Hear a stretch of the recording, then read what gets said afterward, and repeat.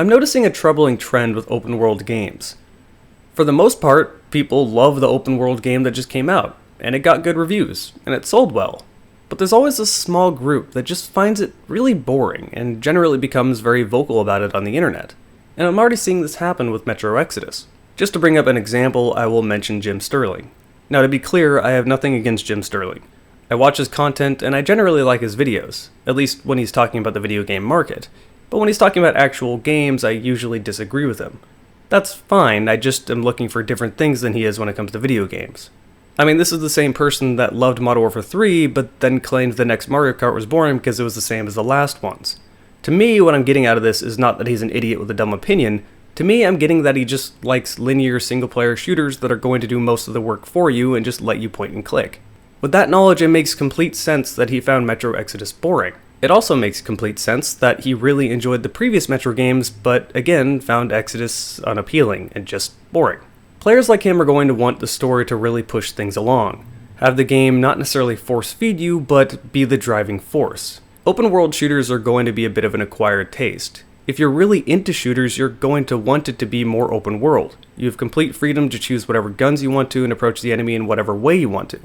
If you want the gameplay to be the driving force, open world is fantastic for you. But most of the gaming market is not like this. Most of the gaming market just wants to play the game and not have to learn extra things. They just want to shoot stuff. And they just want the story to continue and be engaging. Whereas players like me are going to want the story to be less intrusive to the game. This is very obvious when you look at the Far Cry franchise.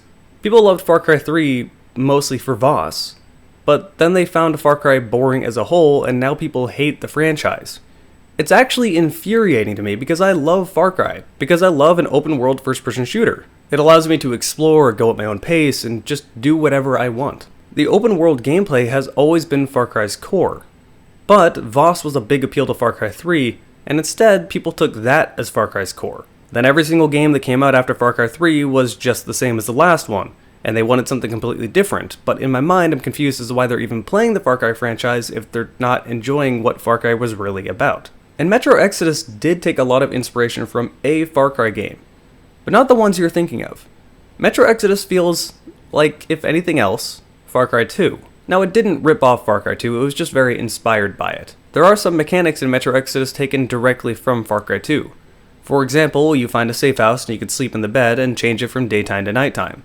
This is something that was really cool in Far Cry 2, and Metro Exodus even has the outside world slowly changing throughout the day. They didn't even try to hide that, that was just straight taken from Far Cry 2.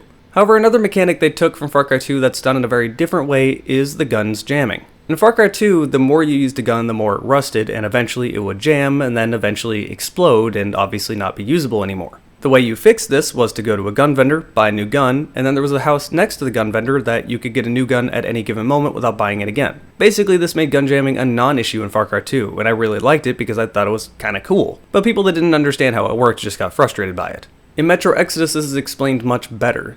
The guns do get more dirty over time, but you can just clean them off yourself, and there you go. Guns don't jam anymore. Considering there's less shooting in Metro Exodus since it's almost more survival-based, this becomes much less of an issue. You usually don't want to blunt upfront take on an enemy, so you want to save your bullets. And this is what I mean by being inspired by Far Cry 2. They saw something that had cool potential and figured, how could we do this better? But to a player that just wants to play the game, this is more micromanaging they're going to have to do, even if it's very simple. So instead it becomes another tedious mechanic in a game where they just want to shoot stuff. The biggest problem of Metro Exodus being a more AAA release is that it's going to draw interest from everyone instead of the people that are the target demographic. If I had to explain Metro Exodus in the simplest way possible, I would say it's the spiritual sequel to Stalker.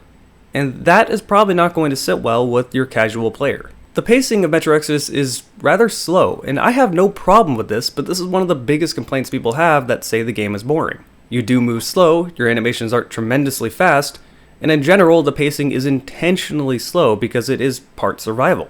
The game was also supposed to fill you with a little bit of dread. You're in a post-apocalyptic world and it's not very friendly. This feeling of loneliness, helplessness, and dread is something that is shared with both Stalker and Far Cry 2, and I love the atmosphere. I love it when games do this. But it is also something that's going to make the gameplay a little bit slower. If you speed things up, you run the risk of the game becoming arcadey and feeling like a one-man army, which just would not fit Metro. RTM already has a bit of a reputation in the Metro world, and if you try to push it a little bit more, then he starts turning into Gordon Freeman instead of just being another person that could easily die in this post-apocalyptic world. So is the game boring? Well, that depends on who you ask, but if I'm answering, absolutely not in any way. I loved this game. This is the point where I just talk about Metro Exodus for a while, because I do sort of want to gush about it. A lot of people are curious about how Metro is turning into an open world game. The last two Metro games were very linear story-driven games, so how does that translate into an open world experience? Well, with Metro 2033 and Metro Last Light, you could see their gameplay getting slowly better over time. It was becoming more refined. And where do you really push it after what they did with Last Light?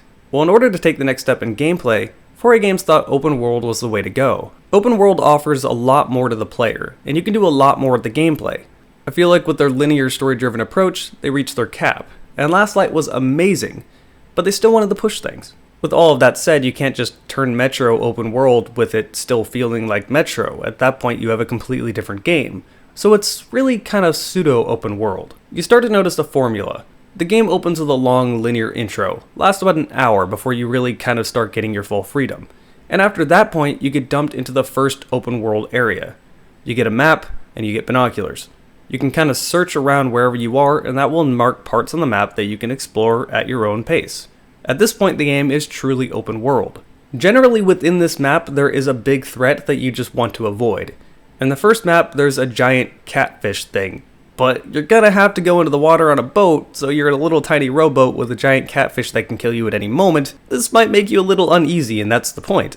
It makes what happens at the end of this open world section a lot more satisfying. I'll let you do that on your own though. Crafting generally comes natural to open world mechanics, so crafting is in this game as well. However, it isn't so overwhelming, and it's pretty simple to understand.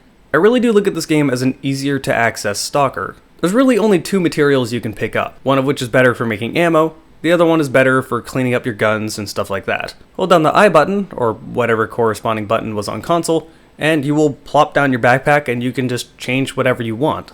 This is pretty great because as long as you have the resources, you won't run out of bullets or filters.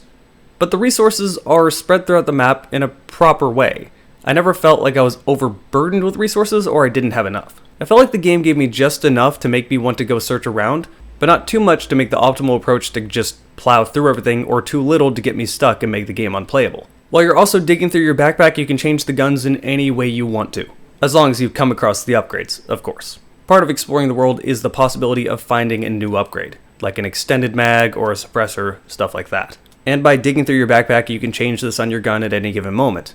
Say you need a little bit of extra range, just put a longer barrel on your assault rifle, you're good to go. A lot of people have expressed a little bit of a disappointment because there's not as many guns in Metro Exodus as there was in Metro Last Light. And the reason for that is because a lot of them went into the upgrades for the guns that are in the game. As much as I love having as many guns as possible, I'm actually completely okay with this, because if you add more, you start running into the risk of them being the same thing. For example, we have two shotguns in the game.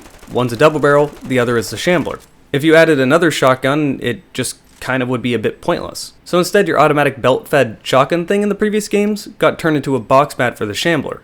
And that makes sense. These sort of upgrades really make you want to explore the world that much more. And the open world comes with a lot more mechanics, which they could have taken two different ways. The immersive, slower Far Cry 2 way, or the arcadey, fast-paced Far Cry 3 and on way. And as I mentioned, they took the slower route, even down to the map. The map is something you just hold in your hand. It's not something you bring up on screen, and you can't fast travel. This is a game that really wants to keep you in this world, and I love it for that. On top of this, the world itself is beautifully crafted, and the game is gorgeous. But the game isn't just one big open world, it's numerous different open worlds, separated by a linear story sequence. This is why I said it was pseudo open world. There's a few true open world parts to the game, but other than that, it's still like the old Metro that you've got to know. There are many linear story-driven segments in this game, so if you're feeling like you're going to be completely just alienated from this new open world Metro game, don't be concerned. This is still Metro, just with some extra open world mechanics thrown in. And just like the previous Metro games, this is a PC benchmark. This game looks gorgeous. I really need to stress the footage you're seeing here does not do it justice. My PC has a bit of a CPU bottleneck. I have an i7-3820.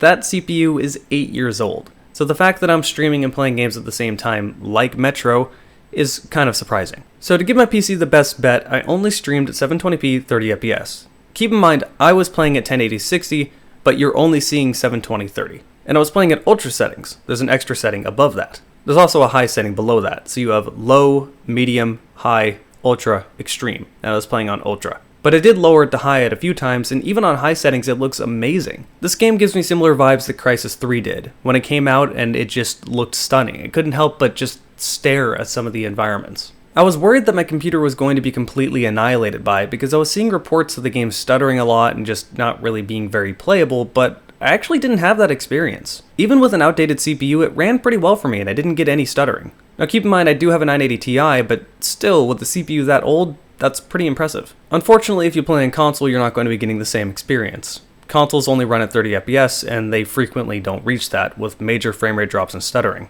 Along with this game having a few extra keybinds because it added some stuff for the open world gameplay, and having limited keybinds on a controller and just aiming with a controller, this is a game that was really made for PC. To be blunt, this is a game that I wouldn't even bother playing if you can't get it on PC, and with how it ran on my PC, you can probably give it a go and be fine. Keep in mind the medium settings on PC are still going to look better than what you're getting on console, and they're going to run smoother. I promise you this is not me being a PC elitist, the game was just made for PC first and ported to consoles later to the best of their ability. That all said, no game is flawless, and I do have some complaints.